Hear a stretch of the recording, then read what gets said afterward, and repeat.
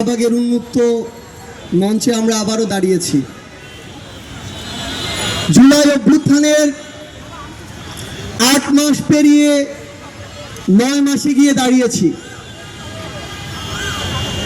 কিন্তু সবচেয়ে দুঃখের কথা হচ্ছে আজ শহীদ পরিবার আহত যোদ্ধাদেরকে সাথে নিয়ে আমরা যে দাবিতে এখানে দাঁড়িয়েছি সেই দাবি পূরণ হওয়ার কথা ছিল 2024-এর ওই আগস্টে। আমরা আজকে অনেক কথা বলছি যে আমাদের আওয়ামী লীগ নিষিদ্ধ করতে হবে, তাদের কর্মসূচি নিষিদ্ধ করতে হবে, তাদের রেজিস্ট্রেশন বাতিল করতে হবে, কিন্তু আমাদের জায়গা থেকে এই কথাগুলো এই মঞ্চে আজ কেন দাঁড়িয়ে বলতে হচ্ছে?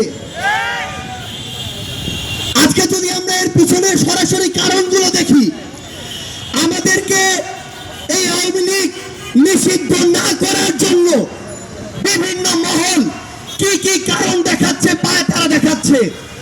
তারা আমাদেরকে শোনায় যে বহির্বিশ্বে তাদের ইমেজ ক্ষুণ্ণ হতে পারে।